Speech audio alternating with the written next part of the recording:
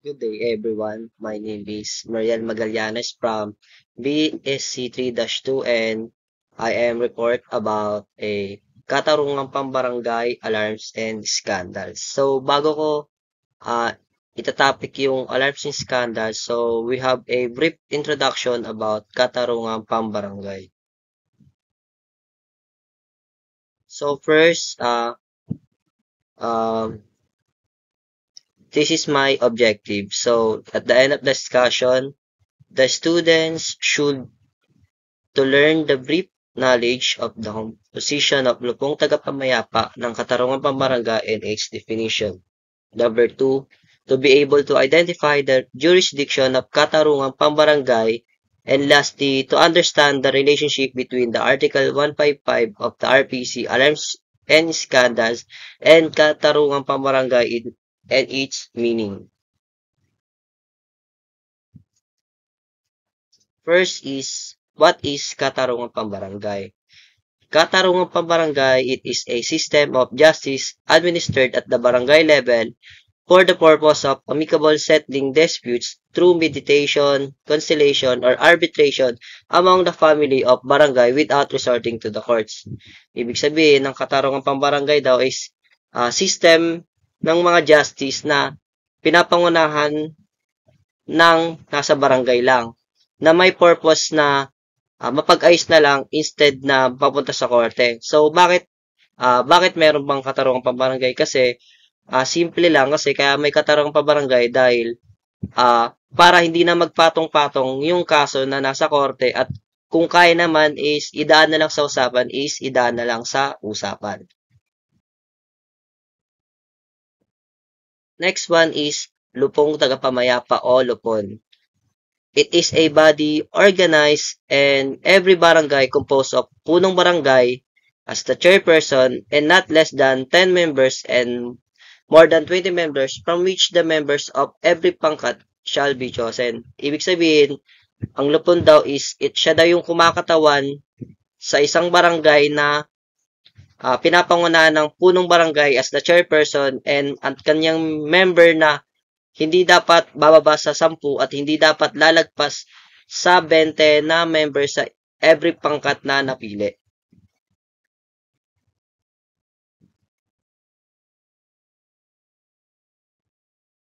The katarungang pambarangay or barangay justice system. It is a community-based dispute settlement mechanism that is administered by the basic political unit of the country, the barangay. So, sa sinabi ko nung sa una, parang ang katarungang pambarangay is gawa siya sa community-based upang maiwasan nga yung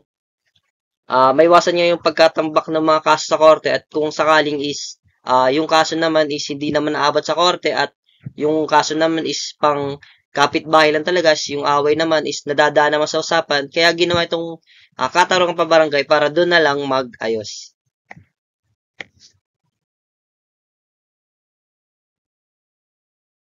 Sino-sino ba yung mga bumubuo sa katarungang pambarangay? Una, yung punong barangay as chairman o yung tinatawag natin minsan na chairman at yung kanyang 10 hanggang 20 members. And also, the lupon shall be constituted every 3 years in the manner provided by RA 7160. 7160. Parang katulad lang din sa tuwing mayor's election, same lang din sila na 3 years lang. Sino ba yung mga nag-a-appoint ng member of lupon? First, any person actually residing or working in the barangay. Second is not otherwise expressly disqualified by law. Third is possessing integrity, impartiality, independence of mind, sense of fairness, and reputation of probity.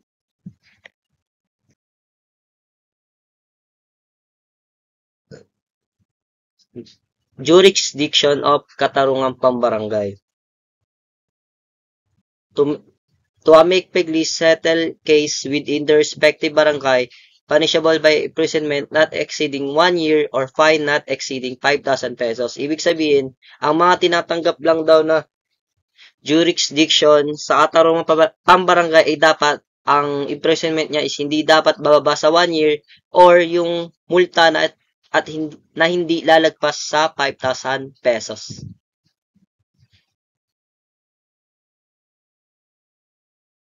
Alarms and Scandals, Article 155 of Revised Penal Code. So, bago ko muna i-discuss yung alarms and scandals is explain ko muna to kung ano yung RA number 11926 which is lapsed into law on July 30, 2002 has amended Article 155 Alarms and Scandal and Article 254 Discharge of Firearms of the Revised Penal Code. Itong RA number 11926, ito yung law na pinasa noong July 30, 2022 para baguhin yung nakasanayan nating batas sa RA 155 which is ito. Ipapakita naman. Previously, Article 155 Alarms and Scandals is penalty of arrest minor or fine not exceeding 40,000 pesos shall be imposed upon any person who within any town or public place shall discharge any firearm, racket, firecracker, or other explosive calculated to cause alarm or danger. Yung amended niya naman ngayon is ito na. So, any person who within any town or public shall discharge any rocket, firecracker, or other explosives calculated to cause alarm or danger. Dito sa amended, parang inalis lang dito yung pagpapaputok ng firearm. Kasi kapag nagpaputok ka na ng firearm, parang mangyayari is mapupunta na siya sa Article 255. Doon na siya. Kahit nagpaputok ka lang, wala ka namang pinapatamaan, nagpaputok ka lang para sa ingay, is napupunta na siya sa Article 5.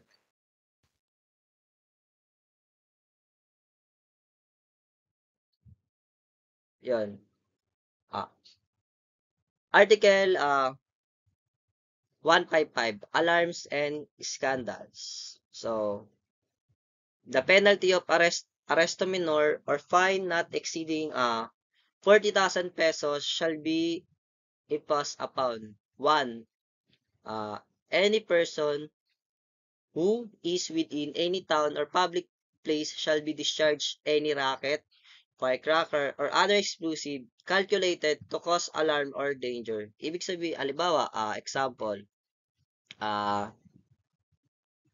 nung may festival, kunwari, magbigay tayo ng scenario, kunwari, may festival. So, itong si Pedro is, dahil festival nga, itong si Pedro, nagpaputok ng firecrackers sa kanilang bayan. So, dahil sa pagpaputok niya ng firecrackers is, nadistorbo neto yung tao at nag-cause yun ng kaguluhan dahil sa ginawa niyang paputok. So, dun yun papasok sa number 1. So, number 2, any person who shall excuse, instigate or take an active part in any charivari or other disorderly meeting offensive to another or prejudicial to public tranquility. So, ang ibig lang sabihin nito, halimbawa, bibigyan ng example, excuse,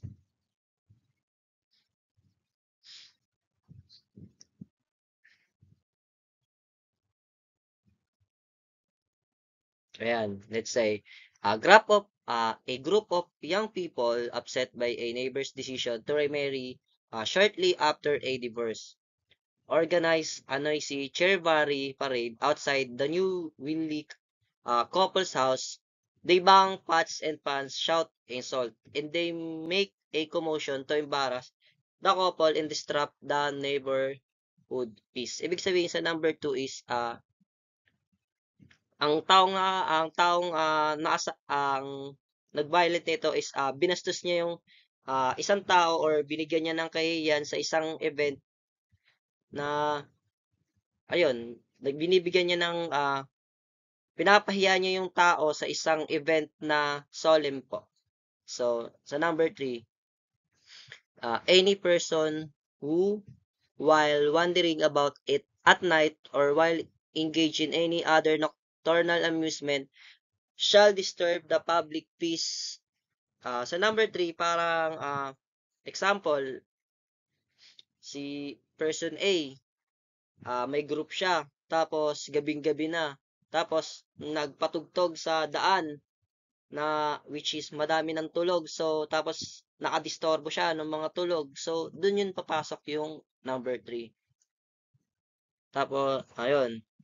And then lastly, any person who, while intoxicated or otherwise, shall cause a disturbance or scandal in public places, provided that the circumstances of the case shall not make the provision of Article 155 applicable. Example, uh, person A, nasa isang restaurant, so lasing na lasing siya. Tapos sa sobrang kalasingan niya is nagwala siya, nagmaoy siya, nag-iskandalo siya. So dito 'yon papasok sa Article 155 ng Revised Penal Code. So ayun, thank you and God bless. Ayun lang po.